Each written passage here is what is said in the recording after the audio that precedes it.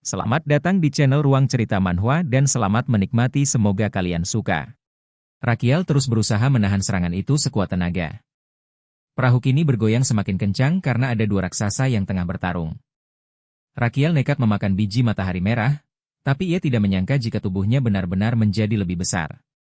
Dua orang yang berada tepat di belakang kaki Rakiel, terlihat meringkuk ketakutan sambil memanggil nama putra mahkota. Damian yang terluka tampak terkejut melihat Rakiel membesar di depan matanya. Jendela status kembali muncul dan mengatakan kalau ia adalah manusia bukan spesies fantasi. Biji bunga matahari merah dapat menyebabkan efek samping yang ekstrim pada tubuh manusia. Rakiel diminta untuk diperiksa oleh dokter pengobatan oriental. Ia merasa kesal membacanya karena ia sendiri adalah dokter pengobatan oriental itu. Durasi dari mode gigantisme terbatas selama 3 menit. Efek samping yang ekstrim akan terjadi saat mode gigantisme telah berakhir. Rakiel akan mengalami koma selama 5 hari tepat setelah mode gigantismenya berakhir. Durasi dari mode gigantisme pun dimulai. Monster itu tidak berhenti dan kembali melayangkan tinju ke arah Rakiel. Tapi, putra mahkota berhasil menahan tangan sang monster. Ia harus mengalahkan Minotaur itu dalam waktu 2,5 menit. Tapi, ia tidak terima karena harus koma selama 5 hari. Tangannya gemetar menahan tangan Minotaur yang sangat kuat. Rakiel mengeluh saat melakukannya. Ia berpikir jika tidak bisa mengalahkannya tepat waktu, 100% ia pasti mati. Tiba-tiba Minotaur itu mundur membuat Rakiel terkejut, tapi dengan cepat meninju wajah Rakiel. Ia memegang pipinya yang terasa sangat sakit, walau begitu ia masih bisa menahannya. Kalau ia di tubuh aslinya, kena satu pukulan saja pasti langsung mati. Tak disangka-sangka, Rakiel tiba-tiba menyerang Minotaur itu dengan menyundulkan kepalanya.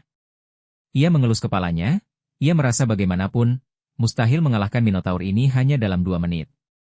Ia memikirkan apa yang bisa ia lakukan sekarang untuk mengakhiri kegilaan ini dan mengatasinya.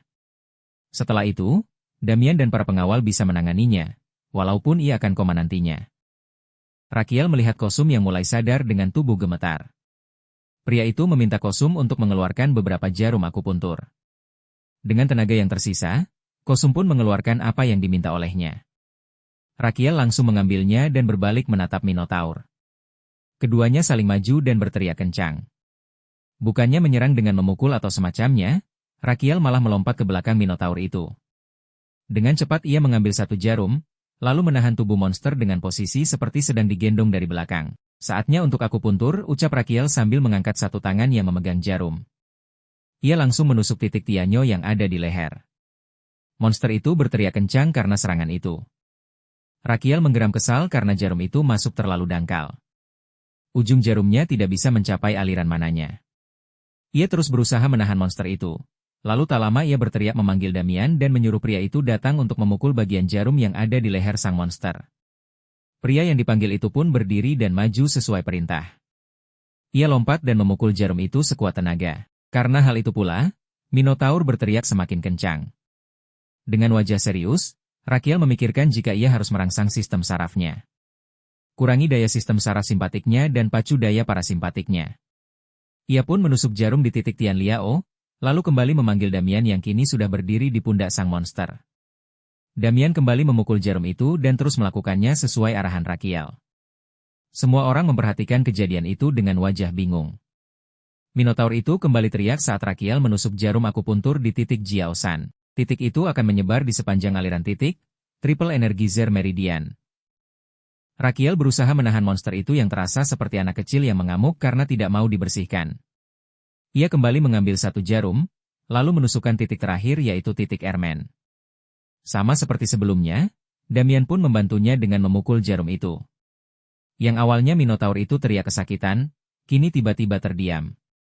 Ia terlihat bingung karena tidak merasakan sakit lagi.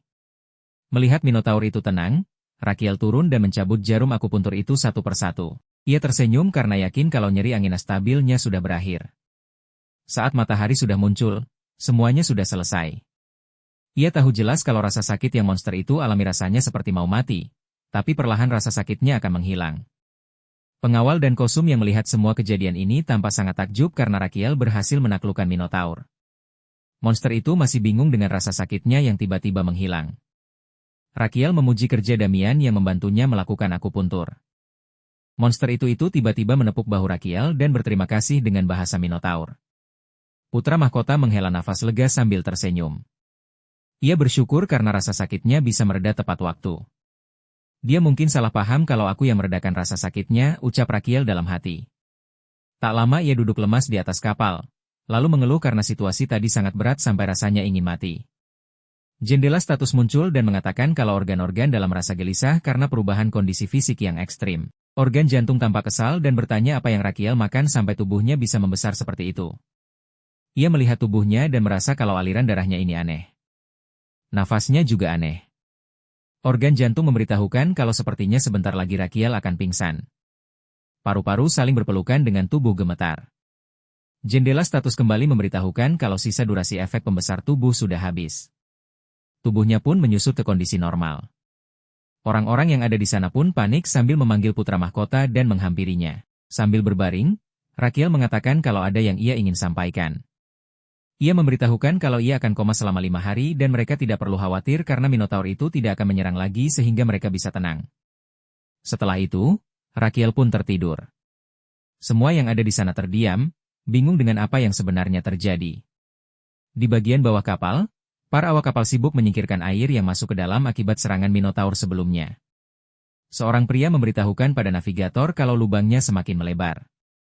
Mereka tidak bisa menghentikan ini dan harus segera naik ke dek. Kalau tidak, mereka semua akan mati. Navigator yang belum tahu keadaan di atas sudah aman pun mengatakan kalau di atas kapal ada monster yang sedang mengamuk. Kapal terlihat semakin tenggelam, hal ini disadari oleh salah satu pengawal. Lalu, ia pun berteriak memberitahukan keadaan kapal yang akan tenggelam pada semua orang. Minotaur melihat sekeliling dengan wajah panik. Ia mengepalkan tangannya dan berpikir kalau semua ini salahnya. Perlahan kapal pun miring membuat semua orang termasuk Kosum berusaha menyelamatkan diri. Sementara itu, Rakiel yang tertidur tidak bisa menyelamatkan diri dan turun ke bawah. Minotaur yang melihat ini berteriak, ia harus balas budi dan menyelamatkan manusia itu. Ia menggenggam tubuh Rakiel, lalu lompat dengan sangat tinggi. Damian dan Anis yang tidak sempat melindungi putra mahkota pun terkejut. Alhasil, mereka hanya bisa diam melihat Rakiel di bawah Minotaur dan kini ditaruh di atas kepala monster itu. Damian masih diam termenung dengan kejadian tak terduga itu.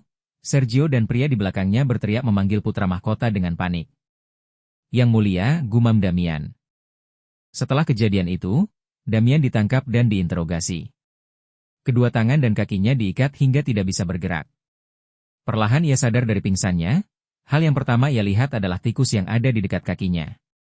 Ia melihat sekeliling dan tersenyum karena sudah lama sekali tidak melihat pemandangan seperti ini. Tempat yang persis dengan yang ia tinggali saat kecil dulu. Tiba-tiba pria berkumis di depannya tertawa dengan sinis. Ia tidak menyangka kalau Damian bisa tertidur di situasi seperti ini. Entah memang kau itu berani atau tidak tahu malu, ucap pria itu menyindir Damian. Pria ini merupakan interrogator dari Inspektur Rahasia Kekaisaran. Pria itu bertanya apa pria di depannya itu masih belum menyadari situasi saat ini. Damian dengan singkat membenarkan ucapan pria di depannya. Kau pikir orang sepertimu layak untuk tidur dengan tenang? Tanya inspektur itu. Damian diam saja, tapi sebenarnya ia kesal karena mereka tidak membiarkannya tidur selama lebih dari 3 hari. Inspektur itu memukul meja dengan marah karena sudah 6 hari sejak putra mahkota diculik oleh monster. 1 hari sejak kabar itu sampai di ibu kota kekaisaran, ia langsung berangkat dan menghabiskan waktu 2 hari untuk tiba di Kremo. Ia bahkan masih belum bisa menemukan putra mahkota selama 3 hari penuh. Ia tidak bisa menemukan petunjuk atau jejak apapun. Wali kota, para inspektur dan Damian telah menyia-nyiakan waktu yang berharga dengan melakukan pencarian yang hasilnya nihil. Pria itu semakin kesal, lalu teriak kalau tidak ada satupun petunjuk yang mereka dapatkan. Ia sendiri bertanya-tanya dalam hati berenang kemana Minotaur itu dan kemana perginya Gwyneth dari Ambaise yang membeli monster itu. Pria itu meralat ucapannya, mereka bukan tidak bisa menemukan petunjuk, tapi orang-orang di sekeliling putra mahkota telah mengabaikannya untuk mencelakai putra mahkota. Damian marah karena pria di depannya menuduhnya dan seluruh pengawal bersekongkol dengan Minotaur untuk menculik dan mencelakai Rakiel. Inspektur itu berdiri, ia tidak bermaksud membuat kesimpulan seperti itu. Ia hanya ingin mengungkap fakta itu dengan pengakuan yang jelas. Ia mendekati Damian dan bertanya apa menurut pria itu kesimpulan tadi tidak masuk akal. Saat Damian akan berbicara, inspektur itu memotongnya dan mengatakan kalau dunia terkadang membuat kesimpulan yang tidak masuk akal karena jawaban yang ringkas dan jelas lebih diinginkan. Inspektur itu berpikir kalau wali kota Kremo gagal mengatur keamanan kota. Damian serta pengawal yang lainnya gagal melindungi putra mahkota. Dengan semua itu, inspektur merasa kalau mereka semualah yang harus bertanggung jawab atas seluruh insiden ini. Dengan begitu, masalah ini akan selesai dengan rapi. Damian menggertakkan giginya menahan kesal. Ia berpikir kalau dengan menutup-nutupi kesalahan ini, semua masalahnya tidak akan selesai begitu saja. Ia sadar kalau pria di depannya ini hanya ingin mengakhiri kasus ini dengan menggunakan jalan pintas. Pria itu menepuk pundak Damian, memintanya untuk pikirkan baik-baik. Karena kalau Damian patuh dan mengaku, setidaknya pria itu akan diberi sedikit belas kasihan. Mendengar itu membuat Damian melirik inspektur dengan tatapan tajam. Pria itu tersenyum licik dan mengatakan kalau Damian akan diberi kematian yang cepat dan tenang. Jangan bicara omong kosong, teriak Damian kesal. Ia berusaha bangkit tapi tidak bisa karena kaki dan tangannya terikat. Melihat reaksi Damian membuat inspektur memutuskan untuk mencoba cara lain. Tak lama 3 orang bawahannya pun datang dan berdiri di samping Damian. Pria itu menatap mereka bertiga dengan waspada. Damian dibawa dan dilempar ke dalam jeruji besi. Ia pun diangkat ke atas dengan sebuah alat yang besar. Ternyata yang ada di sana tidak hanya Damian, tapi pengawal lain dan juga wali kota ada di sana. Damian melihat mereka semua yang ada di sini dengan wajah terkejut. Ia melihat ke bawah dan mencium bau minyak. Apa mereka ingin membakar kami hidup-hidup? Tanyanya dalam hati. Tak lama inspektur pun datang dan ingin membicarakan soal kesimpulan lagi. Ia bertanya apa mereka sudah bisa menjawab sekarang. Damian dengan tegas mengatakan kalau ia tidak akan membuat pengakuan. Tapi, ia siap untuk mengatakan sebenarnya. Inspektur itu langsung merasa senang. Damian kembali mengatakan dengan dalih melakukan interogasi, sebenarnya mereka mengganggu pencarian putra mahkota yang menghilang. Damian mengeluarkan aura merah di sekujur tubuhnya, ia merasa lebih cepat dari siapapun. Jadi ia pasti bisa menemukan Rakiel. Inspektur menghela nafas, ia yakin kalau Damian hanya ingin melarikan diri. Ia merasa kalau interogasinya bisa diakhiri. Setelah itu, bawahannya pun maju sambil membawa obor untuk membakar Damian dan tahanan lainnya. Pria itu menggenggam erat jeruji besi sambil meminta maaf dalam hati pada Rakiel. Ia tidak ingin mati sia-sia di tempat seperti ini. Ia harus bertahan hidup. Saat Damian akan melakukan sesuatu, tiba-tiba terdengar suara yang sangat kencang hingga membuatnya terkejut. Ia menoleh ke samping dan melihat Minotaur. Monster itu menghancurkan rantai jeruji besi yang di dalamnya ada Damian. Monster itu mendarat hingga terdengar suara dentuman yang sangat kencang.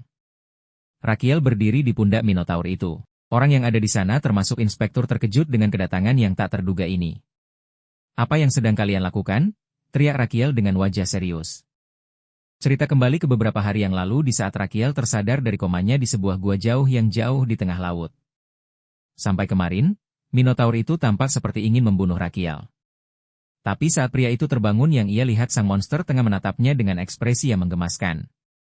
Setelah itu, Minotaur menjelaskan semuanya kenapa Rakiel ada di gua. Rakiel akhirnya berjabat tangan dengan Minotaur itu dan berterima kasih. Kini keduanya merupakan teman setelah semua kesalahpahaman di antara mereka berdua sudah terselesaikan. Kini Minotaur itu duduk di luar dengan sangat sopan. Karena monster itu sudah membantunya, Rakiel merasa kalau ia juga harus membantu monster di depannya ini. Ia mengatakan kalau sebenarnya penyakit jantung Minotaur itu belum sembuh. Kalau dibiarkan, sakitnya akan kambuh lagi seperti sebelumnya. Mendengar itu membuat Minotaur mengangguk semangat. Sambil memegang lengan monster itu, Rakiel memberitahukan kalau ia akan memeriksa fisiknya terlebih dahulu. Ia memanggil Minotaur itu dengan sebutan Nureongi, tapi monster itu meralatnya dan memberitahukan kalau namanya Urus. Tak lama jendela status muncul dan memberitahukan kalau pemindaian titik akupuntur diaktifkan. Rakiel merasa beruntung karena tidak ada tanda-tanda nyeri anginanya akan kambuh. Mereka bisa kembali ke Kremo untuk memulai pengobatannya. Ia pun bertanya-tanya mengenai kantung empedu yang ia butuhkan. Tak lama pun ia menemukannya. Rakiel bertanya apakah belakangan ini monster di depannya itu merasa kembung setiap kali menelan makanan. Urus pun mengangguk, membenarkan ucapan Rakiel. Putra mahkota menjelaskan kalau itu karena ada banyak sesuatu di dalam perut Minotaur itu. Kalau dikeluarkan, kembungnya akan hilang. Ia akan mengeluarkannya sekarang dan memintanya untuk melakukan saja apa yang ia perintahkan. Rakiel pun menjelaskan semua hal yang tidak dipahami oleh Urus. Pada intinya Rakiel menyuruh Urus untuk tekan saja dengan jarinya seperti yang ia katakan. Ia melihat beberapa titik di tubuh Urus selama beberapa saat hingga terlihat monster itu bergerak. Hal ini membuat Rakiel tersenyum senang.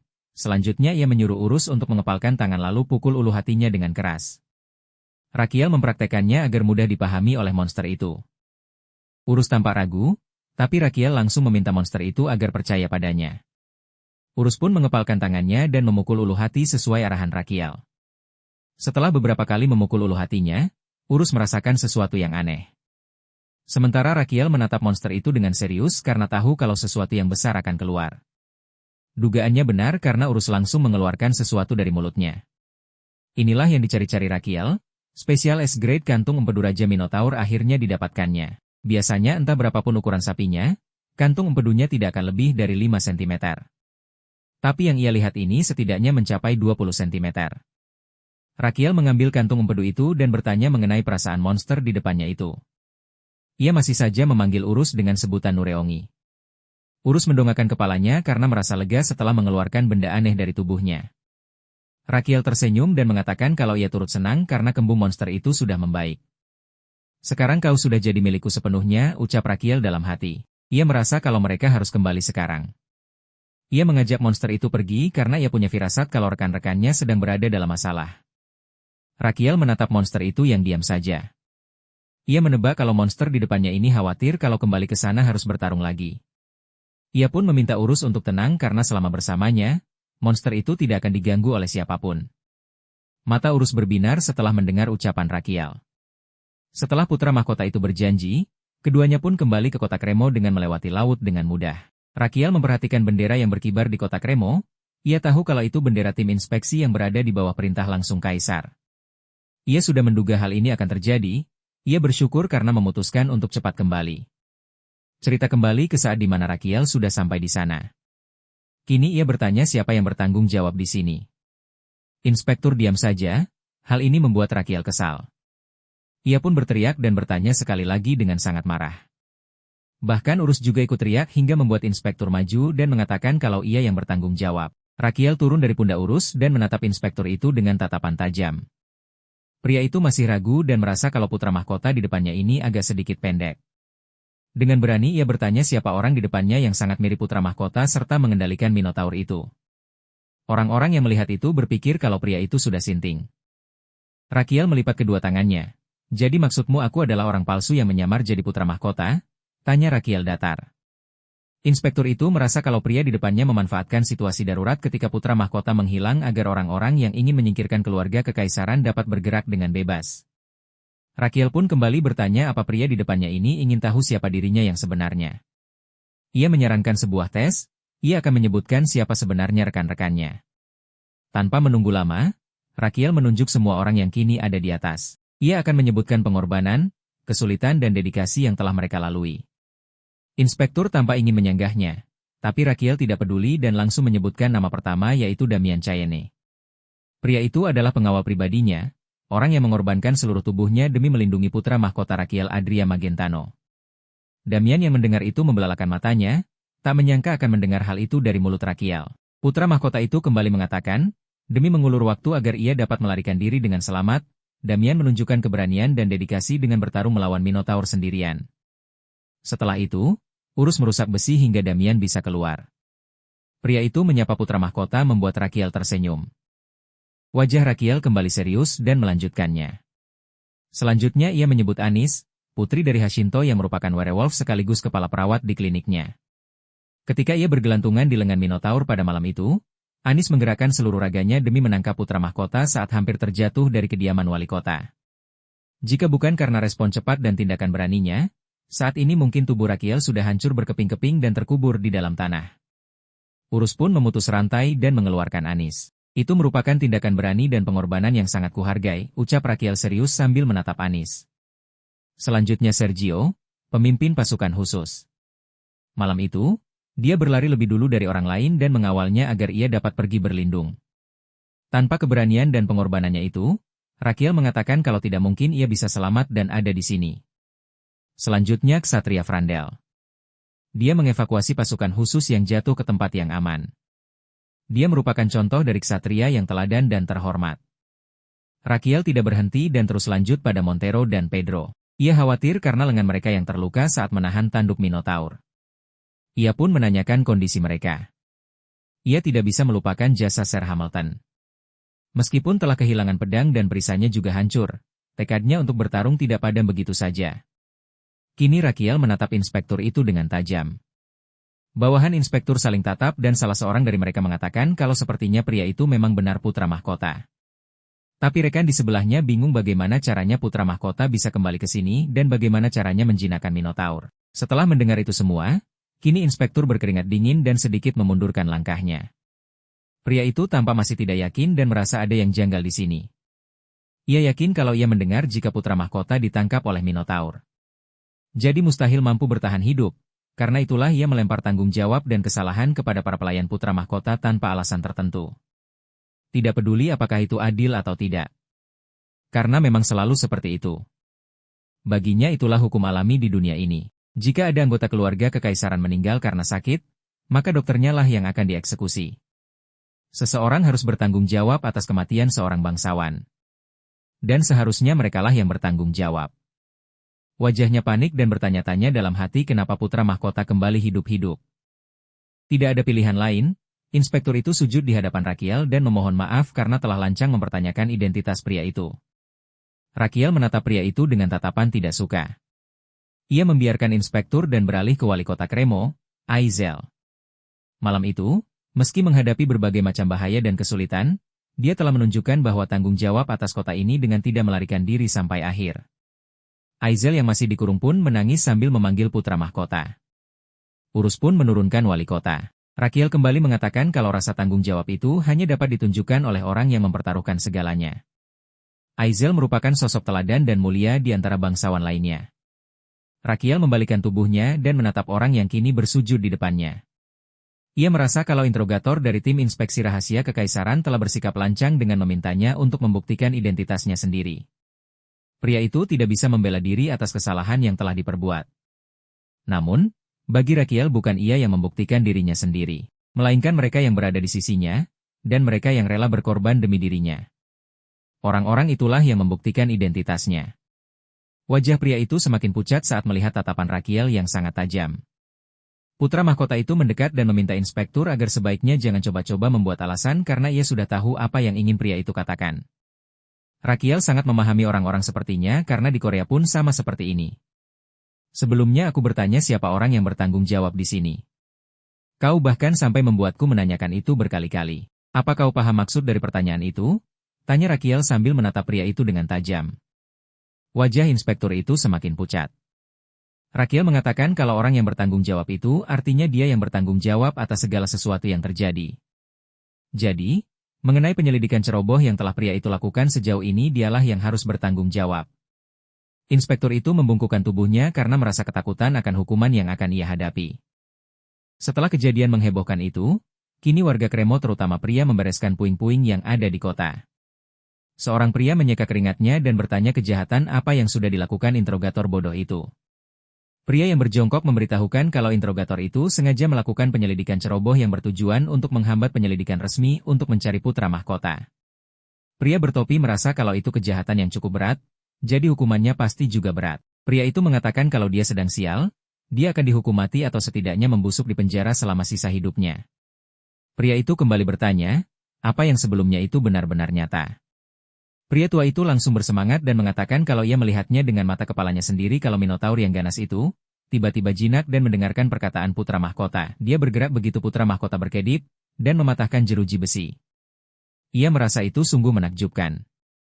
Pria lain yang tengah membereskan puing-puing pun bekerja sambil mendengarkan obrolan ketiga pria itu. Pria tua itu juga mendengar bahwa ada yang melihat tubuh putra mahkota tumbuh sebesar Minotaur, bertarung satu lawan satu dengannya, dan menancapkan sebuah paku besar ke tengkuk Minotaur itu. Pria muda di sebelahnya merasa itu tidak masuk akal. Pria tua itu kesal karena ia tidak sedang berbohong.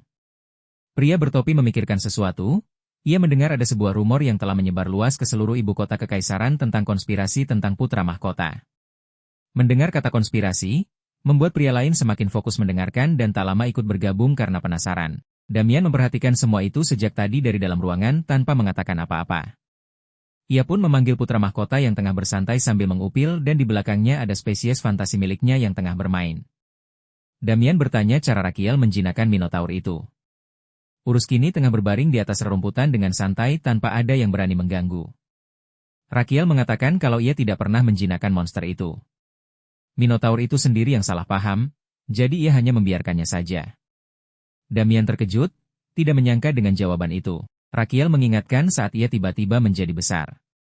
Waktu itu, ia mencoba menenangkannya dengan menancapkan jarum akupuntur. Tapi kebetulan saja rasa sakit yang dideritanya sudah hilang.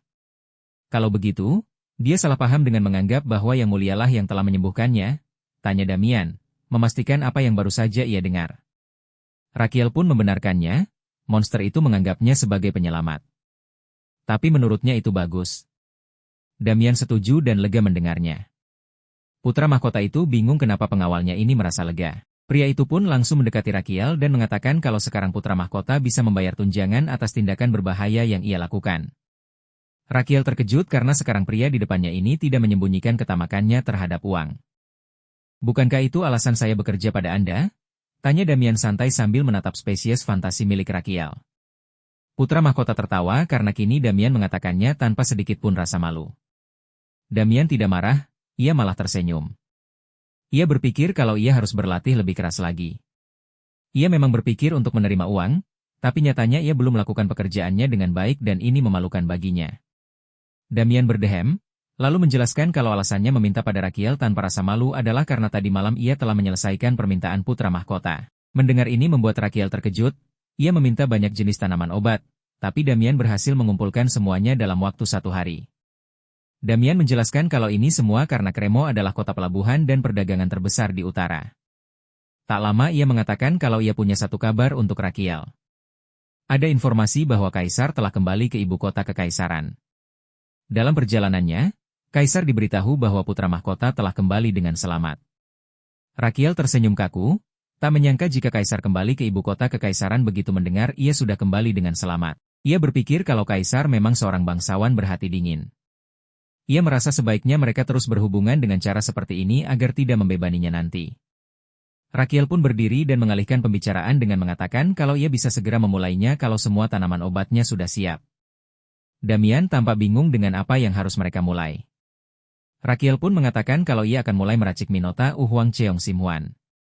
Dengan semangat ia memerintahkan Damian untuk mengosongkan dapur istana. Setelah dapur dikosongkan, Rakiel dan Damian pun pergi ke dapur dan menyiapkan semua bahan yang diperlukan. Dengan penuh semangat, ia pun mulai membuatnya. Saking senangnya, ia sampai bernyanyi selama pembuatan obat itu. Damian yang melihat ini semua seperti biasa hanya diam, tapi dalam hati ia bertanya-tanya. Sebenarnya putra mahkota ini membuat obat atau latihan bernyanyi. Kini Rakiel menggulung-gulung obatnya hingga akhirnya selesai dibuat. Ia menatap obat yang ada di tangannya itu dengan tersenyum puas. Walaupun merasa sedikit mubazir, tapi ia harus tetap mencobanya sendiri terlebih dahulu. Jendela status pun muncul dan memberitahukan kalau organ dalam menggebu-gebu karena Wuhuang Cheong Simhuan buatannya. Organ jantung merasa kekuatannya meluap-luap. Sementara organ lambung tampak tidak senang karena rasanya yang hambar. Organ dalam memberi Rakiel 500 HP dan HP yang ia miliki saat ini adalah 1500 HP. Tubuhnya telah mendeteksi obat buatannya sendiri. Skill Herbal Medicine Mastery pun diaktifkan untuk menganalisis bahan-bahan yang terkandung dalam obat. Tak lama muncullah hasil analisis obat buatan Rakiel yang sangat panjang. Matanya tertuju pada khasiat dan efeknya yang bisa menurunkan konsentrasi ion kalsium dalam sel otot untuk relaksasi otot, pelebaran pembuluh darah, meredakan nyeri angina dan berbagai penyakit kardiovaskular. Serta disebutkan juga aturan pemakaiannya. Tidak ada efek samping dari obat ini maupun efek candu dan menyebabkan tidur nyenyak sempurna. Setelah membaca semuanya, Rakiel merasa ini semua sangat hebat. Di sisi lain, Urus masih bersantai di taman, ia tidak mempedulikan manusia yang ada di sekelilingnya. Tak lama ia bangun saat mendengar Rakiel memanggilnya. Ia langsung duduk dengan sopan sambil tersenyum senang. Rakiel bertanya apakah Minotaur itu beristirahat dengan baik dan bagaimana kondisinya. Urus menjawabnya dengan senyuman yang berarti ia baik-baik saja. Putra mahkota merasa bersyukur, lalu ia mengeluarkan sesuatu agar Urus mencobanya. Rakiel memberikan beberapa butir obat Wuhuang itu pada Urus. Ia memberitahukan kalau monster itu menelannya, rasa sakit di dadanya akan hilang. Urus sempat terdiam sambil menatap obat yang ada di tangannya, tapi itu tidak lama. Karena monster itu percaya pada Rakiel, jadi ia pun mencoba semua obat yang diberikan. Beberapa saat setelah mencoba obat itu, ia merasakan ada yang berubah dari tubuhnya. Matanya sampai berbinar dan ia menggerakkan tangannya. Rakiel yang melihat reaksi ini merasa puas. Ia yakin kalau sekarang rasa nyerinya pasti sudah hilang dan tubuhnya kini dipenuhi oleh energi. Jendela status muncul dan memberitahukan kalau Rakiel memberikan obat Minotaur buatannya sendiri pada pasien urus. Efektivitas skill, Herbal Medicine Mastery, pun meningkat sebesar 10%. Setelah itu muncul beberapa info lain yang membuat Rakiel senang. Ia pun mendapat bonus masa hidup sebanyak 7 hari dan angka harapan hidupnya kini adalah 116 hari. Organ dalam pun mengungkapkan kegembiraan atas pencapaian Rakiel dengan memberikan 600 HP. Para organ dalam pun merayu Rakiel agar makan sesuatu untuk merayakan ini. Rakiel tidak mempedulikan rayuan itu, kini ia bersantai di atas tubuh urus sambil berharap semoga kedepannya obat Wuhuang Grade S-nya akan sukses. Beberapa hari setelah kesuksesan membuat obat. Kini di alun-alun kota Kremo, banyak warga berkumpul mengelilingi panggung kecil yang ada di sana. Mereka bertanya-tanya apa yang akan terjadi. Seseorang memberitahukan kalau ia mendengar jika putra mahkota akan memberikan penghargaan pada orang-orang yang berjasa pada malam itu. Tak lama terdengar suara langkah kaki yang menggema hingga membuat orang terdiam. Mereka terpaku dengan apa yang mereka lihat. Putra mahkota datang dengan duduk di pundak Minotaur. Ia tersenyum sambil melambaikan tangannya pada warga kota Kremo. Urus menurunkan Rakiel, melihat pemandangan ini membuat warga berpikir kalau konspirasi tentang putra mahkota itu benar adanya. Rakiel menatap bola magic yang ia dengar fungsinya seperti pengeras suara. Ia merasa sudah lama perhatian orang-orang tidak tertuju padanya sejak pertarungannya melawan pangeran kedua. Ia pun menyentuh bola itu dan mengatakan kalau Damian serta 33 orang lainnya telah berjuang hingga titik darah penghabisan menghadapi amukan Minotaur demi melindungi garis keturunan bangsawan. Ia memuji pencapaian mereka semua dan sebagai imbalannya ia akan memberi mereka obat Wuhuang. Rakiel pun menunjukkan obat yang ia buat dan ditaruh di kotak berwarna merah yang terlihat mewah. Aizel menatap Rakiel dengan mata berbinar dan mengangkat kedua jempolnya. Ia terlihat cerah berbanding terbalik dengan penduduk di sebelahnya yang tampak bingung. Rakiel menyeringai, ia merasa takjub dengan cara wali kota menangani berbagai macam hal. Cerita kembali ke saat di mana Rakiel tengah bersantai dengan urus. Tak lama Aizel datang memenuhi panggilan putra mahkota. Rakiel bangun dan mengatakan kalau ia ingin minta tolong sesuatu pada pria itu. Ia berencana untuk mengadakan upacara penghargaan sekaligus promosi untuk obat barunya. Ia tampak bingung saat mendengarkannya. Rakiel menjelaskan jika ada banyak orang yang menderita karena Minotaur dan ia juga ingin memberikan penghargaan kepada mereka yang telah berusaha keras untuk melindunginya. Karena itulah, Rakiel berencana untuk memberikan obat Wuhuang sebagai simbol penghargaannya. Rakiel terus berbicara, sementara Aizel berusaha memikirkan baik-baik apa niat putra mahkota yang sebenarnya. Setelah paham ia pun berteriak dan mengatakan kalau ia paham maksud putra mahkota. Aizel mengatakan dengan detail maksud putra mahkota.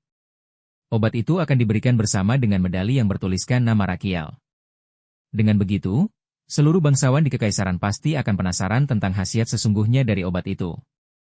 Benar, obat ini adalah ucapan Rakiel dipotong oleh Aizel. Wali kota itu mengatakan kalau ini sempurna karena ada obat edisi premium dari putra mahkota. Ia akan mengadakan upacara penghargaannya semegah mungkin. Lalu, akan mempromosikannya semasif mungkin agar dapat menjualnya dengan harga yang mahal. Sambil berlari pergi, Aizel meminta waktu 2 hari untuk menyiapkan semuanya. Cerita kembali di mana Rakiel masih berada di atas panggung sambil membalas acungan jempol Aizel. Ia tidak akan melupakan jasa-jasa pria itu. Ia mendehem lalu mengatakan kalau ia telah menciptakan obat istimewa ini sebagai ucapan terima kasihnya atas keberanian dan dedikasi mereka. Damian dan Anis saling bertatapan dengan wajah datar, tanpa mengatakan apapun mereka tahu kalau ucapan putra mahkota agak mencurigakan. Rakiel melanjutkan ocehannya, ia mengatakan kalau mereka semua pantas mendapatkan obat istimewa nan mujarab yang terbuat dari organ Minotaur. Mendengar ini membuat warga ragu apakah obat yang terbuat dari organ Minotaur itu memang obat yang mujarab atau tidak. Rakiel menjelaskan begitu menelannya, kondisi jantung akan menjadi lebih sehat. Penggumpalan darah di tubuh juga akan hilang. Selain itu, mereka akan mendapatkan stamina yang besar dan tidak akan pernah lelah seperti Minotaur. Saat Rakiel menjelaskan obatnya, Urus memamerkan ototnya pada semua orang. Itu masih belum semuanya. Bagi kalian yang kelelahan namun tidak bisa tidur, obat ini dapat memberikan kalian istirahat dan tidur yang nyenyak. Terima kasih kepada kalian yang telah begitu setia kepadaku hingga saat ini, teriak Rakiel. Berbeda dengan putra mahkota yang penuh semangat, warga yang mendengarnya kini diam. Membatu setelah mendengar semua ucapan Rakiel. Tak berhenti sampai di situ, Rakiel kembali mengatakan kalau ia akan memberikan kabar gembira pada warga Kekaisaran tentang keberadaan obat ini. Mulai hari ini hingga 1 bulan ke depan, mereka bisa mendapatkan penawaran menarik untuk obat edisi premium Putra Mahkota dengan harga terjangkau. Ia akan menjual obat ini kepada seluruh warga Kekaisaran. Urus pun langsung mengangkat papan yang bertuliskan harga obat itu dan ketentuan seperti batas pembelian dan memberitahukan kalau stok terbatas. Damian dan Anis mengerutkan keningnya karena merasa ini benar-benar seperti penipuan. Sergio menepuk pundak Damian dan menatap rekannya itu dengan mata berbinar dan mengangkat papan seperti Minotaur. Baik Damian maupun Anis terdiam melihat pria itu dengan sukarela dan wajah cerah mengangkat papan promosi. Kesempatan ini tidak datang 2 kali, jadi silahkan dibeli-dibeli, ucap Rakiel penuh semangat. Setelah itu, para warga langsung berbondong-bondong ingin membeli obat Wuhuang yang dibuat sendiri oleh Putra Mahkota. Rakiel tersenyum melihat reaksi warga yang cukup bagus. Ia merasa bisa memanfaatkan situasi ini, ia akan sekalian mempromosikan klinik tradisional miliknya. Di sisi lain, para pengawal melakukan promosi obat Wuhuang dengan memegang papan, hanya Sergio lah yang tampak senang melakukan itu. Tidak dengan Damian dan Anis, keduanya tampak terpaksa melakukan itu semua. Rakiel kembali memegang bola sihir dan meminta perhatian dari para penduduk Remo. Ia memberitahukan jika ia merupakan pemilik dari klinik tradisional Istana Bintang yang telah berkembang pesat di ibu kota. Mendengar ini membuat para warga tidak mengerti. Mereka hanya saling melirik tanpa melakukan apapun. Rakiel menoleh ke arah para pengawalnya. Mereka yang mengerti maksud Putra Mahkota langsung mengangguk. Pria itu mengatakan di kesempatan yang sudah lama ia tunggu-tunggu ini, ia akan mempublikasikannya secara resmi. Ketiga pengawal itu pun memegang papan yang mempromosikan klinik Putra Mahkota kepada para penduduk. Hal ini juga dilakukan oleh Urus. Rakiel menjelaskan pada penduduk, meski klinik ini belum memiliki sejarah yang panjang, ia menyediakan layanan medis jenis baru yang belum pernah ada sebelumnya. Ia bertanya di antara semua orang yang ada di sini, adakah yang pernah mendengar tentang klinik tradisional Istana Bintang? Penduduk diam karena mereka belum pernah mendengar klinik itu sebelumnya. Tiba-tiba 2 orang pria mengangkat tangannya dengan semangat dan mengatakan kalau mereka pernah mendengar itu sebelumnya. Rakiel tidak menyangka ada lebih banyak orang yang sudah pernah mendengar dari perkiraannya. Damian dan Anis yang mendengarnya melirik Rakiel dengan wajah datar. Rakiel kembali mengatakan kalau sebagai direktur dan pemilik klinik, ia sendiri yang terjun langsung ke acara ini. Akan sangat disayangkan jika datang ke tempat ini hanya untuk mempromosikan kliniknya begitu saja. Setelah itu, Rakiel memuji kota Kremo sebagai kota pusat perdagangan yang memiliki pemandangan laut utara yang indah. Kota Kremo sudah seperti jantung dari wilayah utara Kekaisaran. Kota Kremo akan makmur jika semua penduduknya sehat-sehat. Para penduduk yang mendengar itu pun terharu. Rakiel berharap penduduk Kremo selalu dianugerahi kesehatan. Ia meminta jika ada yang merasa tidak enak badan atau sakit untuk maju ke depan. Tidak masalah meskipun bukan penyakit yang serius. Sebagai pemilik klinik tradisional, ia sendiri yang akan memeriksanya. Penduduk tampak ragu untuk maju ke depan. Hal ini membuat Rakiel memukul meja dan akan memberikan kupon pengobatan gratis khusus untuk 100 orang pertama bagi siapapun yang maju ke depan sekarang. Bukankah memang dari awal gratis? Gumam Anis kaget. Damian yang mendengar itu hanya bisa menghela nafas panjang. Ia sudah tidak kaget lagi dengan perilaku ajaib Putra Mahkota. Rakiel mengangkat tangannya dengan semangat dan mengatakan kalau pengobatan gratis ini siapa cepat, dia dapat. Warga yang termakan ucapan Putra Mahkota pun mulai berlarian. Astaga, para calon pasienku, tidak, tambang bonus hidupku, ucap Rakiel dalam hati dengan memasang wajah aneh. Pengobatan pun dimulai, para penduduk mengantri dengan rapi untuk diperiksa oleh Rakiel.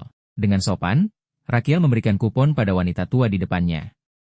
Ia memberitahukan jika wanita itu membawa kupon ke kliniknya, ia akan memberi obat untuk perawatan penyakit yang dideritanya hingga sembuh. Ia juga akan menanggung semua biaya transportasi dan biaya penginapan pasiennya itu. Wanita itu berdiri dan membungkuk, lalu mengucapkan terima kasih. Mata Rakiel berbinar setelah membagikan 100 kupon pengobatan gratis. Ia berpikir setidaknya pasti ada 10% dari 100 orang yang datang ke klinik. Anis terdiam, ia memikirkan pengobatan serta biaya transportasi pulang pergi gratis yang Putra Mahkota berikan. Ia ragu apakah Putra Mahkota benar-benar mampu menanggung semua itu. Kini ia menatap Rakiel yang tersenyum senang. Ia sedih karena berpikir sepertinya bendahara istana harus menjual perabotan yang ada di istana lagi. Anis menghela napas saat mendengar Rakiel membicarakan kemungkinan jika semua orang di kota Kremo sudah mengetahui keberadaan klinik tradisional Istana Bintang. Seperti yang orang-orang bilang, lakukan lalu gandakan. Inilah yang dinamakan marketing. ucap Rakiel dalam hati dengan sangat bersemangat. Setelah itu Rakiel terus memeriksa pasien tanpa henti. Damian menatap Rakiel yang sudah melakukan itu selama 9 jam. Ia bertanya-tanya dalam hati apakah putra mahkota tidak lelah. Setelah memeriksa pasien, Rakiel berdiri dan meregangkan tubuhnya yang pegal-pegal. Ia mengeluh kesakitan dan sadar kalau ia sudah berlebihan. Tubuhnya bahkan gemetar karena kelelahan. Jendela status muncul dan memberitahukan jika organ dalam menuntut Rakiel untuk mematuhi undang-undang standar ketenagakerjaan. Dengan wajah pucat, usus besar merasa jika Rakiel sudah sinting karena melakukan pemeriksaan selama 9 jam non-stop. Organ jantung pun protes dan bertanya kapan mereka akan istirahat. Tubuh Rakiel gontai, ia berpikir tidak boleh seperti ini. Ada banyak orang yang menonton dan ia harus tampil keren hingga akhir. Ia tidak boleh menunjukkan sesuatu yang memalukan seperti terjatuh karena kelelahan. Ia melihat penduduk terkejut saat ia akhirnya terjatuh. Para pengawal pun panik dan menghampiri putra mahkota. Dengan tubuh yang masih gemetar, Rakiel memberitahukan kalau ia baik-baik saja. Ia memaki dalam hati karena tubuh berkualitas rendah yang ia miliki ini. Tak lama ia dikejutkan dengan munculnya beberapa jendela status yang memberitahukan jika ia telah merawat banyak pasien dengan sepenuh hati dalam kurun waktu setengah hari. Perhatian seluruh penduduk kota Kremo kini tertuju pada Rakiel. Pemandangan putra mahkota yang terjatuh karena kelelahan setelah merawat banyak orang sungguh mengharukan. Penduduk kota Kremo merasakan ketulusan Rakiel dan mereka sangat mengagumi sang putra mahkota. Rasa berkesan, kekaguman dan pujian menjadi sebuah peluang serta kekuatan baru yang berdampak pada kemampuan Rakiel dalam mempraktekkan pengobatan tradisional. Sistem poin baru yang disebut GDP pun telah terbuka. Rakiel tidak mendengarkan ucapan para pengawal yang khawatir karena terlalu fokus membaca informasi di jendela status. DGP atau Great Doctor Point adalah semacam konsep poin numerik dari reputasi Rakiel. Ia berhak mendapatkan poin ini hanya ketika berhasil melakukan tindakan medis yang meninggalkan kesan mendalam pada banyak orang. Membangun reputasi sosial, atau mencatat prestasi yang akan dikenang dalam sejarah. Saat ini ia memperoleh GPD sebesar 101. Ia melipat kedua tangannya, menurutnya poin yang cukup bagus, tapi ia tidak tahu apa kegunaannya. Jendela status pun memberitahukan jika Rakiel dapat membeli Live Pass dengan menggunakan GDP. Satu tiket dapat dibeli seharga 100 GDP. Saat Rakiel menggunakan Live Pass, target akan langsung mempercayai kebohongan apapun yang Rakiel katakan secara permanen. Rakiel sangat senang karena ia tak menyangka bisa membeli item seperti ini. Setelah itu, ia meraih uluran tangan Damian, lalu berdiri. Tapi tak lama jendela status kembali muncul dan memberitahukan ketika Rakiel ingin menggunakan Live Pass, ia harus memilih target secara spesifik untuk menerima efek dari Live Pass tersebut. Jumlah target yang dapat dipilih dengan Live Pass dibatasi satu target per satu waktu. Jadi Rakiel hanya bisa menggunakan satu tiket per satu kebohongan. Jendela status memberi peringatan, jika target Rakiel adalah makhluk mitologi atau sejenisnya, ada kemungkinan bahwa target dapat mengetahui penggunaan Live Pass Rakiel. Karena ia terlalu fokus membaca jendela status, Rakiel kembali tidak mendengarkan panggilan Damian. Setelah membaca jendela status, kini Damian merangkulkan tangannya ke pundak pria itu. Rakiel meminta Damian untuk menggendongnya di punggung pria itu. Damian tidak keberatan asalkan putra mahkota membayarnya. Mendengar ini membuat Rakiel tertawa karena ia sudah menduga pengawalnya itu akan menjawab seperti itu. Saat tengah berjalan, ia bertemu dengan Aizel. Wali kota itu tampak sedih dan memastikan apakah Rakiel sungguh ingin pergi sekarang juga dengan kondisi seperti itu. Ia berkeliling memeriksa tubuh putra mahkota karena merasa pria itu tampak tidak baik-baik saja. Rakiel meminta Aizel agar tidak perlu terlalu khawatir. Kakinya hanya sedikit terkilir dan bokongnya terbentur saat terjatuh tadi. Aizel tetap merasa jika lebih baik putra mahkota beristirahat semalam lagi sebelum berangkat. Rakiel menolak, ia merasa baik-baik saja dan nanti bisa tidur di pedati. Wali kota malah merasa ini lebih tidak nyaman dibandingkan di tempat tidur. Dengan tersenyum cerah, Rakiel merasa lebih nyaman tidur di pedati. Damian yang mendengarnya hanya melirik ke samping dengan keringat dingin. Baginya ini sangat tidak nyaman dan aneh.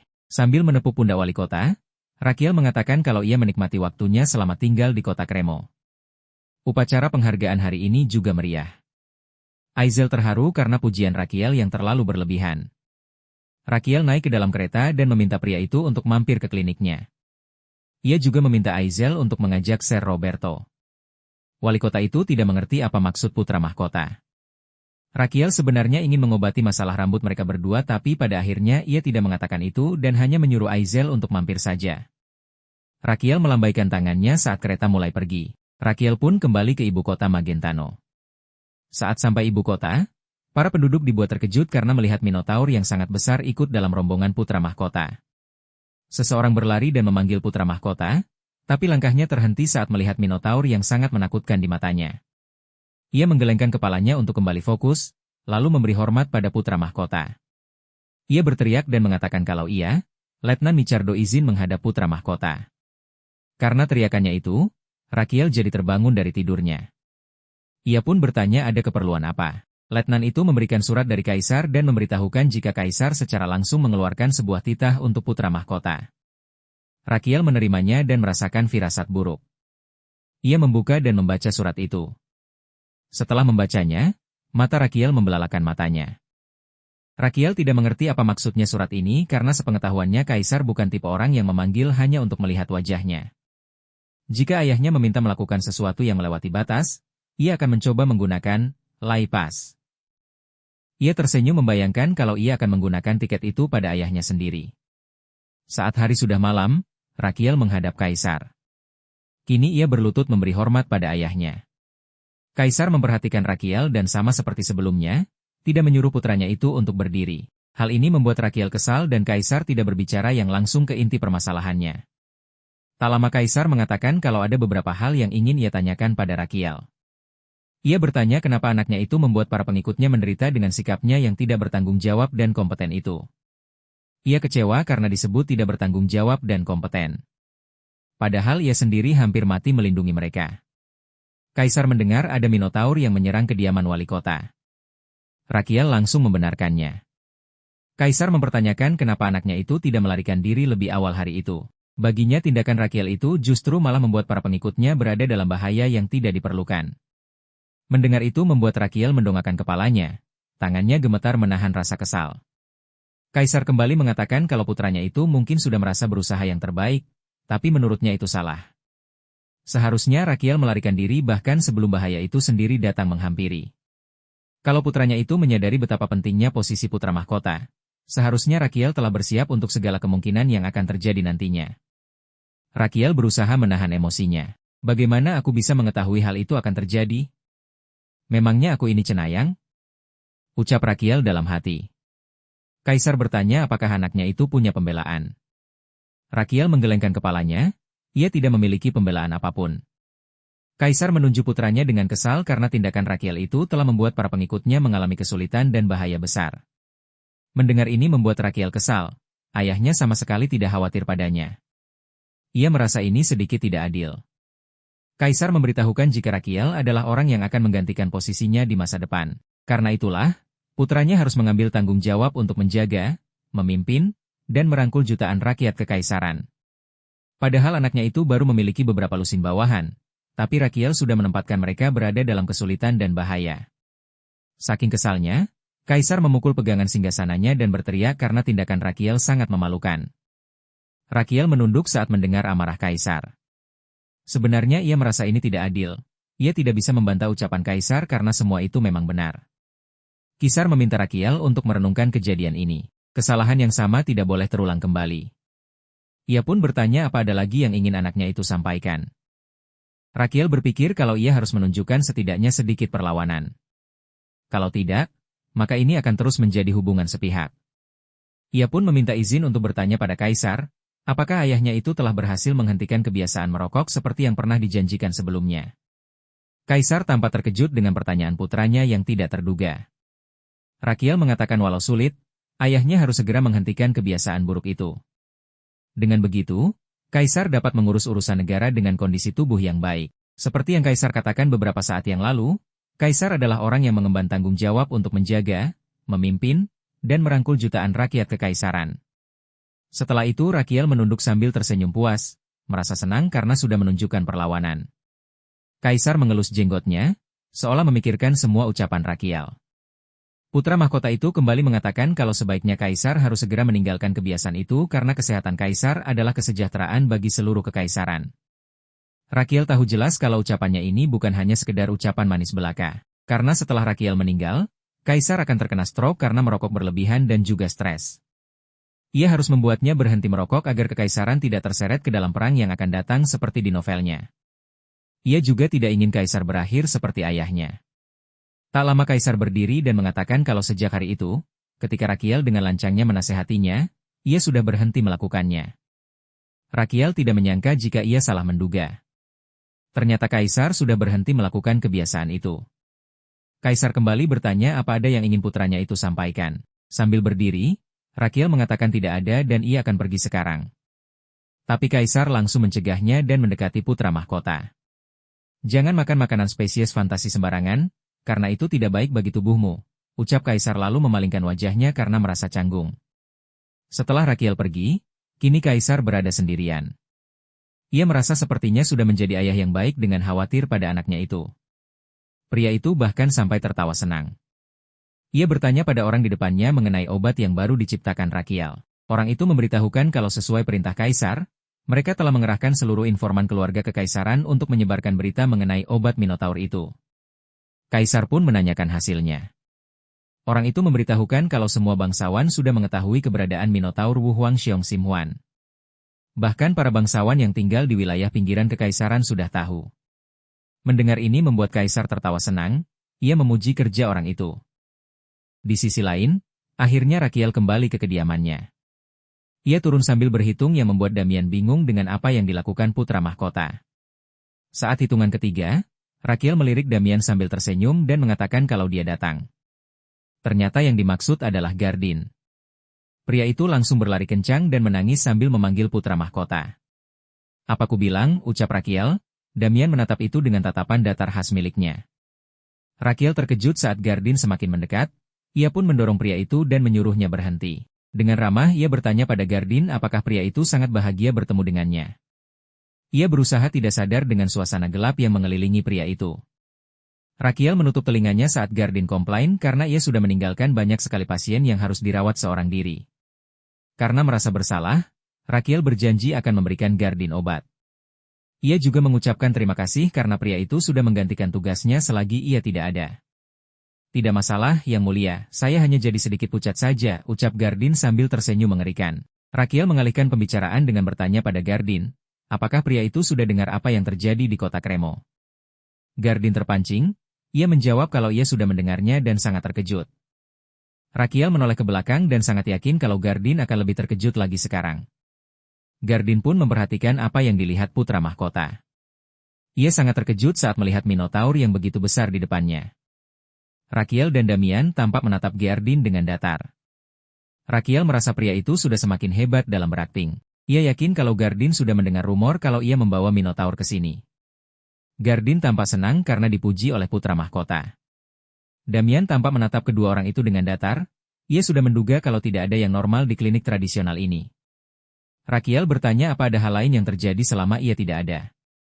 Gardin memberitahukan kalau sejak kemarin, mereka menerima banyak sekali permintaan aneh.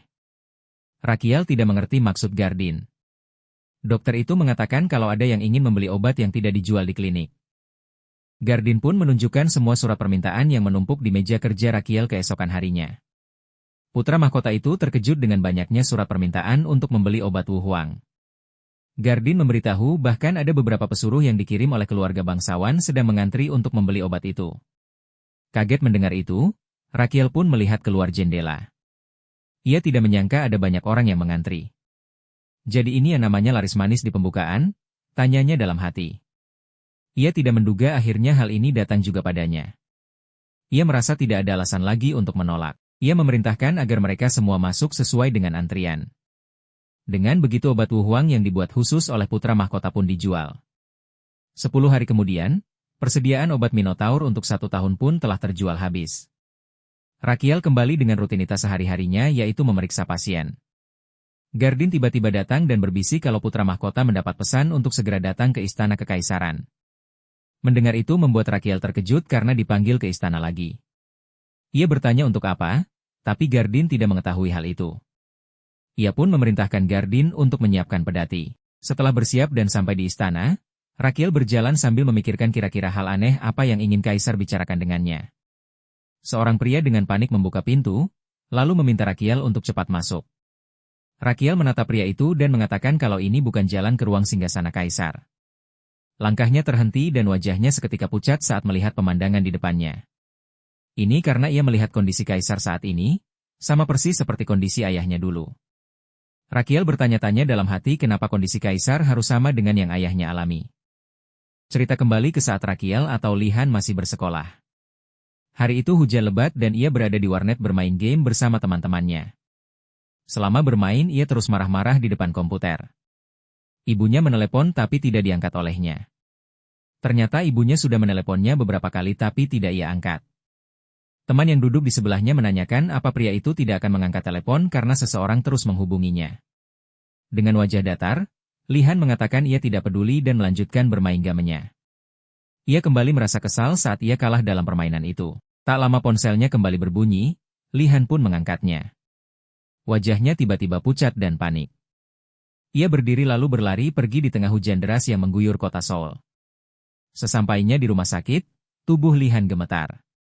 Wajahnya pucat saat melihat pemandangan yang menyayat hati di depannya. Dijatuhkannya tas saat melihat ayahnya terbaring di rumah sakit. Selang kehidupan ada di tubuh ayahnya itu yang terbaring lemah. Cerita kembali di mana Rakiel melihat kejadian yang sama di depan matanya. Ayahnya yang merupakan kaisar terbaring lemah di atas ranjang. Ia menepuk kedua pipinya agar ia kuat menghadapi ini. Sekarang bukan waktunya untuk memikirkan masa lalu dan bertingkah seperti pecundang. Rakiel fokus dan memperhatikan kondisi kaisar. Ia sudah tahu kalau ayahnya mengalami stroke. Otot-otot dan sinyal-sinyal saraf yang mengendalikan otot-ototnya ada di mana-mana. Ia bertanya apa yang terjadi. Seorang pria memberitahukan jika orang di sebelahnya ini akan menjelaskan situasinya. Orang yang merupakan dokter utama kaisar yang bernama Pasaro pun memberi hormat pada Rakiel. Ia tidak mau basa-basi dan langsung bertanya sudah berapa lama sejak terakhir kali kaisar pingsan. Pasaro memberitahu kalau kaisar sudah pingsan selama 1 malam. Rakiel terkejut karena ayahnya itu sudah pingsan semalam penuh. Ia kembali bertanya apa penyebabnya. Dokter itu menjawab setelah kaisar selesai makan malam. Anehnya kaisar mabuk. Rakiel tidak mengerti kenapa aneh. Pasaro memberitahu kalau kaisar mulai tidak jelas setelah meminum 1 gelas wine, dan mulai berjalan dengan tidak stabil. Melihat itu ia pun menyarankan kaisar untuk istirahat dengan cepat dan saat ia melihatnya pagi ini, kaisar sudah seperti itu. Rakiel menatap ayahnya, lalu menghela napas. Ia mengepalkan tangannya karena tahu kalau gejala-gejala itu adalah tipe stroke. Karena pengobatan setengah-setengah, mereka melewatkan golden hour-nya dengan sia-sia. Dokter itu diam saja, tidak berani mengatakan apa-apa lagi. Rakiel berbalik dan mendekati kaisar. Untuk sementara ia akan mengesampingkan hal itu. Ia mendengar langsung dari kaisar kalau ayahnya itu sudah berhenti merokok dan menjaga kesehatannya sendiri. Tapi ia masih tidak mengerti kenapa ini bisa terjadi. Wajahnya pucat saat menyadari kalau seperti ini, pengembangan ceritanya akan jadi sama dengan yang ada di novel Emperor of the Demon Sword. Meskipun jika kaisar belum mati sekarang, ceritanya tidak akan berkembang seperti plot aslinya. Karena Rakiel akan menjadi kaisar dan bukan pangeran kedua. Menjadi kaisar artinya mendapatkan pekerjaan yang sangat banyak. Ia hanya punya sisa waktu kurang dari 200 hari lagi. Ia tidak bisa hidup dengan beban kerja seperti itu. Jika kaisar mati, ia juga akan mati. Rakiel menggunakan skillnya untuk mengetahui penyebab stroke-nya, itulah detail yang paling penting untuk saat ini. Ia terus fokus sambil berharap ini bukan karena pendarahan otak. Ada 2 jenis utama stroke. Salah satunya adalah pendarahan otak yang disebabkan oleh pembuluh darah di otak meledak, yang mana menyebabkan pendarahan. Yang lainnya adalah pembuluh darah yang tertutup karena trombosis dan aterosklerosis. Pengedaran oksigen melalui darah ke otak telah terhenti, yang artinya ischemic. Gejala yang memiliki tingkat kematian lebih tinggi.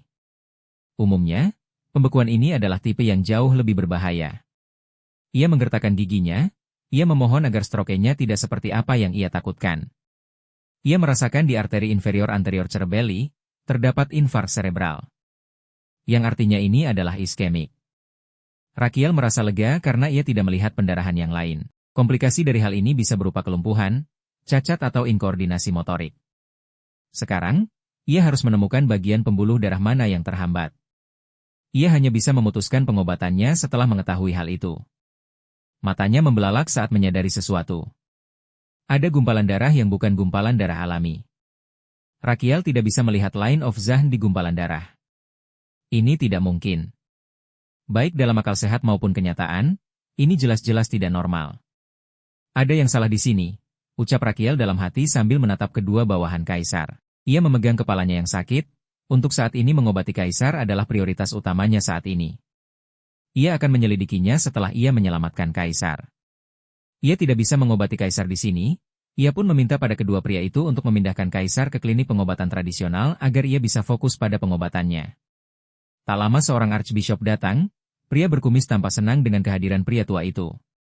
Pria archbishop bertona itu memberikan salam ada putra mahkota. Rakiel memperkenalkan dirinya dan bertanya apakah pria itu datang untuk mengobati kaisar. Pria itu membenarkannya dan tidak mengira jika kaisarlah orang yang membutuhkan doa-doa darinya. Ia merasa sepertinya kaisar sudah berada dalam kondisi yang buruk, jadi ia akan langsung mulai doanya. Rakiel mundur sambil menatap pria itu. Rakiel memohon dalam hati agar Divine Power atau apapun itu, bisa membantunya. Archbishop pun memulai doanya hingga mengeluarkan aura keemasan di sekitar tubuhnya yang sangat menyilaukan. Aura keemasan itu mengarah ke kaisar yang tidak sadarkan diri. Rakiel terkejut saat jendela status muncul dan memberitahukan skill eksklusif Option Acupoint Scan. Ia melihat sesuatu yang aneh di depannya. Rakiel tidak menyangka jika sel-selnya langsung beregenerasi. Rakiel terus memperhatikan kaisar yang sel-sel di tubuhnya mulai beregenerasi. Normalnya, saat sel-sel otak mengalami kerusakan, akan sulit untuk sel-sel itu beregenerasi. Ia sangat terkejut karena mereka mungkin bisa menyelamatkan kaisar. Archbishop terus melakukan doanya dan Rakiel pun mulai berdoa. Memohon untuk kesembuhan kaisar. Setelah cukup lama melakukan doa pada kaisar, Archbishop pun tumbang karena kelelahan. Untungnya pria itu sudah selesai. Kerja bagus, ucap Rakiel sambil melihat tubuh pria itu yang gemetar. Setelah itu ia mengarahkan tangannya ke kening kaisar, lalu memeriksanya. Ia melihat pembekuan darahnya belum dihilangkan. Jadi pembuluh darahnya masih tersumbat.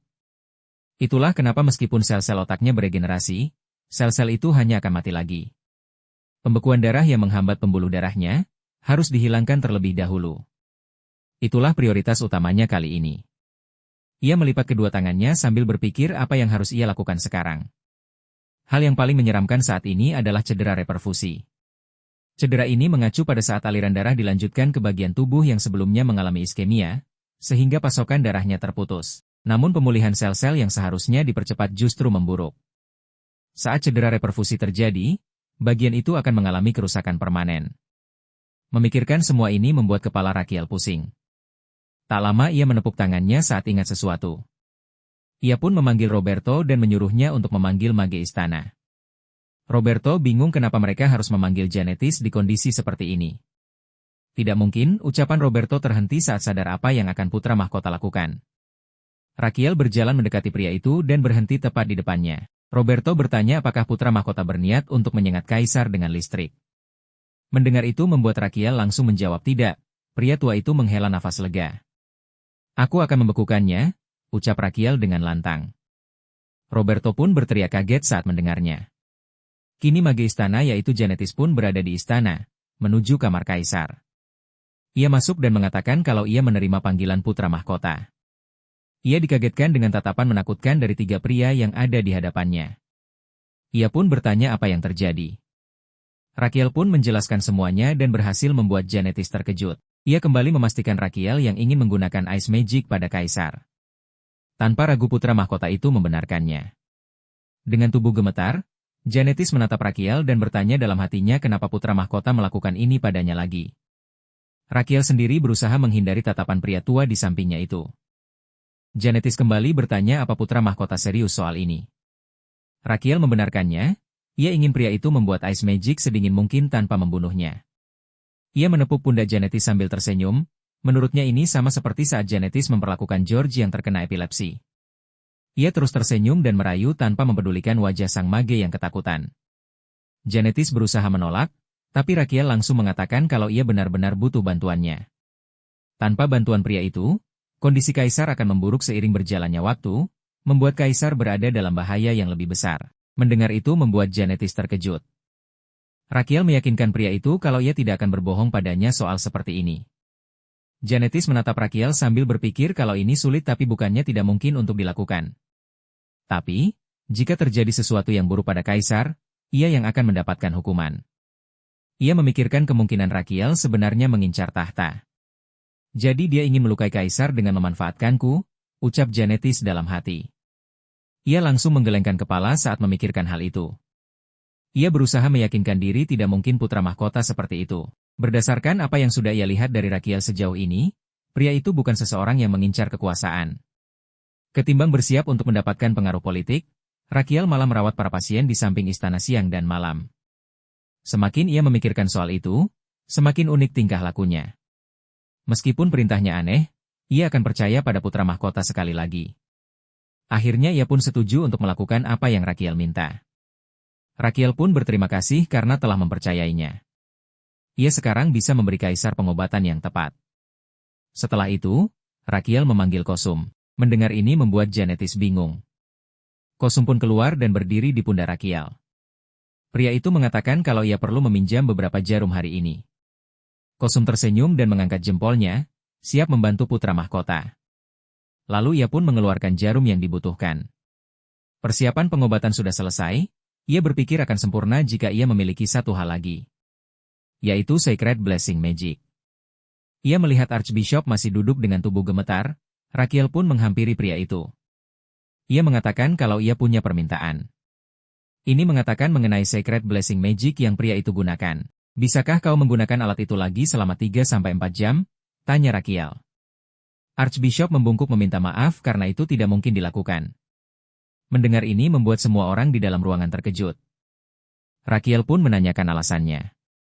Sang Archbishop menjelaskan karena Sacred Blessing hanya bisa digunakan 1 kali dalam sebulan.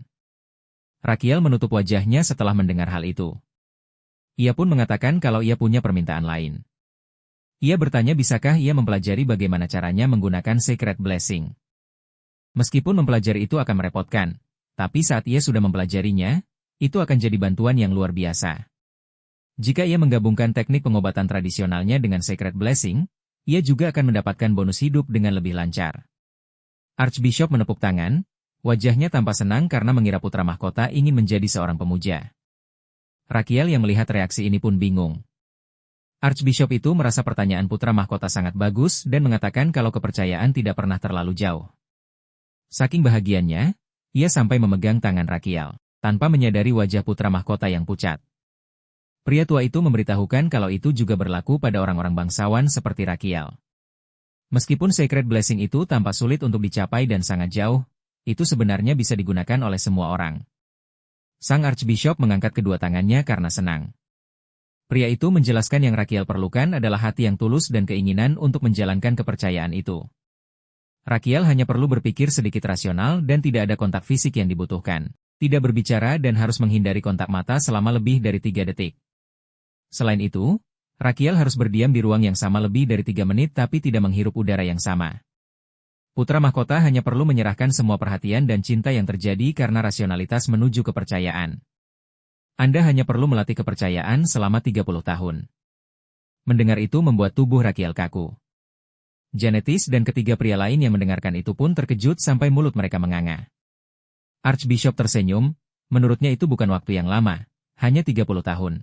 Jika putra mahkota bisa melakukan itu, ia yakin Rakiel bisa mendapatkan Sacred Blessing. Bagaimana menurut Anda? Bukankah itu benar-benar mudah? Tanya Archbishop dengan mata berbinar. Rakiel memaki dalam hati dan meminta pria itu lakukan saja sendiri. Ia pun memberitahukan kalau ia tidak masalah tanpa hal itu sekalipun. Ia menghela nafas dan meninggalkan pria tua itu. Ia pun mengatakan pada Janetis agar mereka mulai pengobatannya. Sambil membangunkan kaisar, Rakiel memikirkan jika ia ingin mencegah efek dari cedera reperfusi, maka penting untuk menurunkan tingkat metabolismenya sebanyak mungkin. Hal itu akan membantu mengurangi jumlah perubahan mendadak di dalam sel dan meminimalisir kerusakan sel struktural akibat cedera reperfusi. Untuk melakukan hal itu, cara yang paling efektif adalah menurunkan suhu tubuhnya dalam batas-batas yang masih aman. Rakiel menatap Janetis, lalu pria itu pun mulai mengeluarkan sihirnya. Terapi hipotermia. Begitu suhu tubuh kaisar turun, laju metabolisme di seluruh tubuhnya akan melambat. Detak jantung dan pernapasannya juga akan melambat. Rakiel mengepalkan tangannya, lalu meminta Janetis untuk berhenti dan pertahankan di suhu ini. Sang mage pun berusaha mempertahankannya sesuai perintah. Ia menatap jarum dan pil Minotaur yang sudah ia lelehkan sebelumnya. Ini akan membantu untuk melarutkan gumpalan darah. Ia berusaha menyuapi obat Minotaur itu secara perlahan pada Kaisar. Mulai saat ini, ia tidak boleh melakukan kesalahan sekecil apapun. Perlahan ia melihat jika gumpalan darahnya mulai larut. Ia harus melakukannya dengan cepat. Kalau tidak, efek samping lainnya akan muncul. Titik meridian yang berada di awal denyut nadi. Titik cengki, Rakiel pun menusukkan jarum di bawah mata Kaisar. Semua orang yang melihat ini dibuat terkejut dengan apa yang dilakukan putra mahkota. Bahkan sampai ada yang pingsan. Rakiel harus menunggu sampai denyut nadinya siap. Ia pun menggunakan opsi eksklusif skill Acupoint Scan. Ia bisa melihat jika mana Kaisar telah menyebar. Kini ia melihat wajah Kaisar di mana titik akupuntur bisa dilakukan. Ia harus mengontrol aliran darah yang menuju ke arteri cerebral inferior anterior. Jika ada terlalu banyak aliran darah sekaligus pada cedera reperfusi, maka dinding pembuluh darah yang terdampak di otak pasti akan pecah. Itulah sebabnya proses ini harus dilakukan dengan presisi. Rakiel mengambil satu jarum dan menusuk titik Towei dan titik Xiaguan. Setelah melakukan itu ia merasakan reaksi mana. Meski kecil, tetapi tetap terasa. Janetis berkeringat dan terlihat kelelahan. Roberto menunggu dan melihat semuanya dengan perasaan cemas. Pria lain pun menatap apa yang dilakukan putra mahkota dan sang mage istana dengan was-was. Rakiel berpikir jika aliran darah telah melambat sekitar 20%. Ia merasa ada secercah harapan. Sisanya tergantung pada kekuatan hidup dan takdir Kaisar. Yang bisa mereka lakukan saat ini hanyalah berharap. Rakiel berharap kali ini akan berbeda dari sebelumnya. Cerita kembali ke masa di mana Rakiel atau Lihan berada di rumah sakit.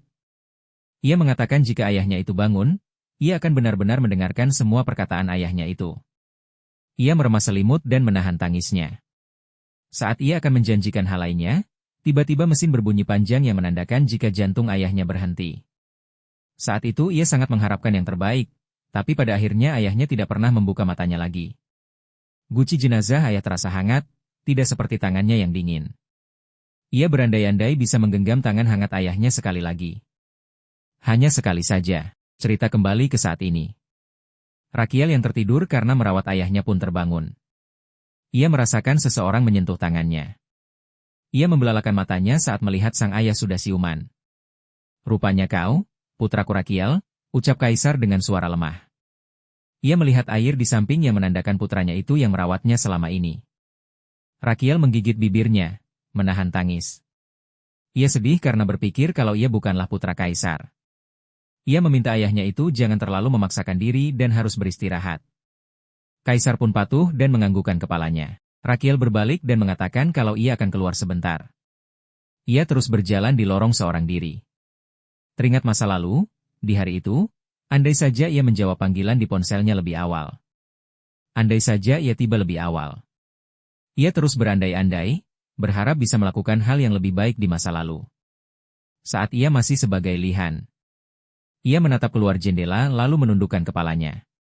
Kali ini ia tidak terlambat seperti dulu. "Maafkan aku, ayah," ucap Rakiel lalu menangis. Di tengah hujan lebat, Rakiel menangis seorang diri di lorong istana. Setelah tenang, ia menggelengkan kepalanya agar ia tidak larut pada kesedihan. Rakiel mengepalkan kedua tangannya dan berpikir kalau ini bukan waktunya untuk bersedih. Tidak ada gunanya kehilangan tenaganya sekarang. Ia harus tetap kuat karena Kaisar baru melewati satu rintangan, masih banyak rintangan yang harus dilalui oleh Kaisar. Tidak ada jaminan bahwa penyakitnya tidak akan kambuh kembali. Ada kemungkinan juga terdapat gangguan stres sehingga ia perlu merencanakan rehabilitasi. Jika ayahnya dapat bertahan 1 bulan, ia dapat menggunakan Secret Blessing. Dengan begitu, pemulihan sempurna dapat dilakukan. Tiba-tiba jendela status muncul dan memberitahukan Rakiel. Dengan menggunakan terapi hipotermia, akupuntur yang akurat, dan pil Minotaur Wuhuang, Rakiel telah merawat pasien dengan perhatian penuh. Asteleon Testarossa Magentano telah berhasil melewati masa kritis. Terdapat harapan untuk pemulihan dan rehabilitasi. Dalam proses perawatan ini, Rakiel telah menciptakan sejarah di benua Laurasia. Ia telah memperkenalkan konsep cedera reperfusi.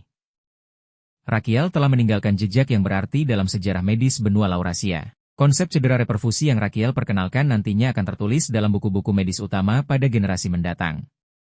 Mereka yang bercita-cita menjadi dokter akan putus asa dengan semakin banyaknya pengetahuan yang diujikan dan menyalahkan Rakiel. Dengan ini, ia pun memperoleh Good Doctor Pan. Ia memperoleh 121 GDP dan ia memiliki GDP total 222. Jumlah tiket kebohongan yang dapat ia beli adalah 2. Ia tersenyum karena imbalan ini sangat tidak disangka-sangka. 2 orang bawahan Kaisar menghampirinya dan mengatakan kalau Rakiel telah menyelamatkan Kaisar dan juga dirinya. Sang dokter juga mengatakan melalui insiden ini, ia telah menyadari betapa tidak kompeten, sombong dan arogan dirinya. Rakiel pun bertanya pada dokter itu apakah dia sudah merenungi kesalahannya secara mendalam. Ya, Yang Mulia, ucap dokter itu. Rakiel pun berharap sang dokter mau bertanggung jawab atas tindakannya itu. Pria itu menatap Rakiel tidak percaya, ia berharap salah mendengarnya. Putra mahkota mendekat dan menepuk pundak pria itu. Rakiel mengatakan kalau Kaisar telah berada di ujung ajalnya, tapi pria itu bahkan tidak dapat menilai penyebab dari penyakitnya dan tidak dapat membuat resep obat atau perawatan yang sesuai. Apa aku salah? Lalu apalagi yang harus kau lakukan selain bertanggung jawab? Tanya Rakiel, lalu berjalan meninggalkan pria itu. Sang dokter berbalik hendak membela diri, tapi Rakiel mengangkat tangannya dan merasa cukup dengan alasan pria itu. Mulai sejak saat ini ia akan menangguhkan pria itu dan ia sendiri yang akan merawat Kaisar. Ia merasa jika pria ini benar-benar tidak kompeten. Pria itu tampak sedih karena pekerjaannya sebagai dokter Kaisar ditangguhkan. Rakiel berbalik dan meminta kedua pria itu untuk memastikan bahwa tidak ada satupun orang yang membicarakan kelainan kondisi kesehatan Kaisar saat ini. Semua orang harus merahasiakan ini karena Kaisar harus beristirahat secara penuh. Baik Yang Mulia, ucap keduanya secara bersamaan. Setelah itu, mereka pun pergi. Rakiel menatap keduanya dan berpikir jika mereka tidak hanya tidak kompeten, tapi ada bagian lain yang tidak bisa ia percayakan pada mereka. Setelah itu, Rakiel terus merawat Kaisar sendirian. Tanpa meninggalkannya sedikit pun. Seseorang membangunkannya membuat Rakiel membuka mata dan bertanya ada apa. Pria itu membungkuk memberi hormat dan mengatakan jika ini soal perintah putra mahkota kemarin. Rakiel langsung bertanya apa dia berhasil menghentikan semua orang membicarakan kondisi kesehatan Kaisar. Pria itu menjawab iya. Dunia luar berpikir kalau Kaisar terkena demam yang parah dan sedang beristirahat. Bagaimana dengan orang-orang yang mengetahui kebenarannya? Tanya Rakiel sambil meregangkan tubuhnya. Pria itu memberitahukan jika hanya putra mahkota, dirinya dan orang-orang yang waktu itu ada di dalam ruangan yang mengetahuinya. Rakiel memuji kerja pria itu yang bagus dan menyadari jika ada hal lain yang ingin disampaikan olehnya. Pria berkumis itu menggaruk kepalanya, merasa ragu. Tapi pada akhirnya ia tetap mengatakan kalau sebenarnya seorang utusan dari kerajaan Ambaise ingin bertemu dengan Kaisar tadi pagi. Mendengar itu membuat Rakiel langsung bangun hingga membuat kursi terjatuh. Ia tidak menyangka ada utusan kerajaan Ambaise akan datang. Terima kasih sudah menonton. Kritik, saran dan kalau mau part selanjutnya langsung aja komen di kolom komentar. Jangan lupa dukung Mimin juga dengan cara like, share dan subscribe. Sampai jumpa di video selanjutnya.